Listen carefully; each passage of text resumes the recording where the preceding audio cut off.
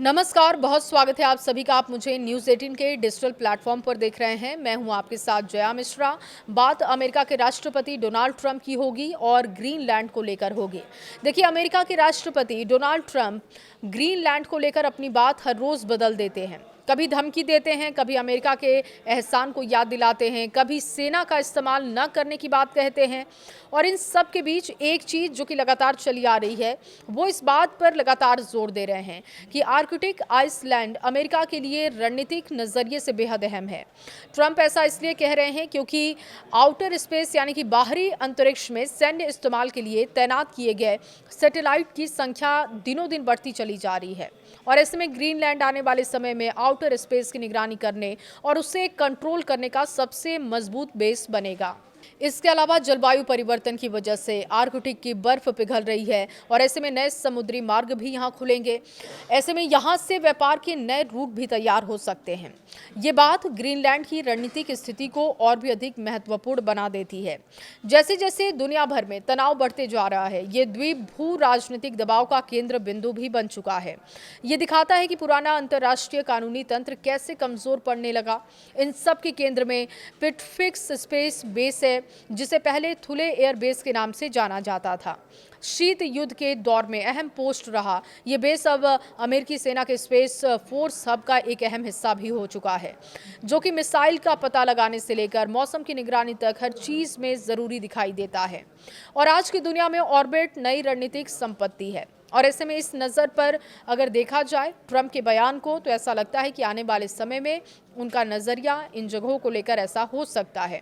ऐसे में इस पर नज़र रखने की सहूलियत किसी भी देश को रणनीतिक तौर पर बड़ी बढ़त भी दे सकती है।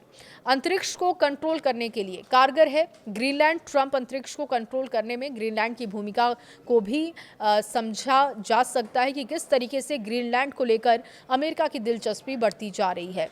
और इसीलिए उन्होंने बार बार थुले की तारीफ की और इसे धरती के ऊपर होने वाली चीज़ों पर नजर रखने के लिए सबसे ज़रूरी संपत्ति में से एक बता दिया। उन्होंने अमेरिका से यहाँ अपनी मौजूदगी बढ़ाने के लिए हर विकल्प पर विचार करने की बात कह दी। जबरन भुगतान करके खरीदना या बातचीत, जो भी तरीका काम कर सकता है इस मामले में, वो अपना लेना चाहिए। ये ट्रंप का बयान है। उनका मूल संदेश एक ही है, ग्रीनलैंड अमेरिका की आर्कटिक और अंतरिक्षीय महत्वाकांक्षाओं के लिए बहुत ज़रूरी है। ये सिर्फ सैन्य निगरानी के बारे में नहीं है। जैसे जैसे निजी क्षेत्र की कंपनियां रिकॉर्ड गति से रॉकेट लॉन्च कर रही हैं, ग्रीनलैंड की भौगोलिक स्थिति कुछ खास चीज़ें देती हैं। रॉकेट लॉन्च के लिए आदर्श स्थिति देती हैं।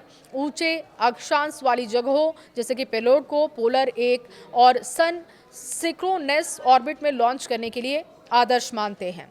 सन सिंक्रोनेट ऑर्बिट एक खास तरह का पोलर ऑर्बिट है, जिसे सैटेलाइट उस दर से पृथ्वी का चक्कर लगा देता है जिस दर से पृथ्वी सूर्य के चारों ओर घूमती है। ग्रीनलैंड के खाली मैदान और खुली समुद्री रास्ते इसे एक संभावित आर्कटिक लॉन्च हब बनाते हैं। और लॉन्च के लिए उपलब्ध स्थानों की कमी और एक्सेस की समस्या की वजह से वैश्विक लगातार लॉन्च क्षमता कम हो रही है, जो कि अमेरिका के लिए भी एक चिंता का विषय है। देखिए, ये द्वीप अचानक प्रीमियम रियल एस्टेट बन चुका है और इसकी वजह से ये द्वीप अचानक प्रीमियम रियल एस्टेट बनता जा रहा है। ग्रीनलैंड में अमेरिकी दिलचस्पी उसी समय से बढ़ती जा रही है जब नियम आधारित अंतर्राष्ट्रीय व्यवस्था शांति और सुरक्षा बनाए रखने में अप्रभावी साबित हो रही है। अंतरिक्ष कानून काफी कमजोर है। 1967 की आउटर स्पेस ट्रीटी दो महाशक्तियों जैसे कि अमेरिका और सोवियत संघ और सीमित सैटेलाइट वाली दुनिया के लिए बनाई गई थी। उस समय यही नहीं सोचा गया था कि आने वाले निजी क्षेत्र में कंपनियों के सैटेलाइट की भीड़ होगी। चांद पर व्यावसायिक परियोजना शुरू की जा सकेंगी।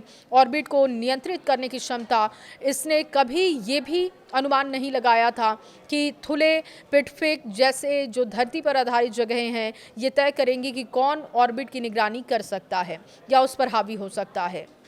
जैसे जैसे देश रणनीतिक जगहों के लिए होड़ कर रहा है, संधि के मूल सिद्धांतों को टूटने की कगार पर धकेल भी रहा है। देखिए, प्रमुख शक्तियां अब धरती और ऑर्बिट दोनों क्षेत्रों को साझा संपत्ति की तरह कम और नियंत्रित करने और बचाव करने के लिए रणनीतिक संपत्ति की तरह ज्यादा देख रही हैं।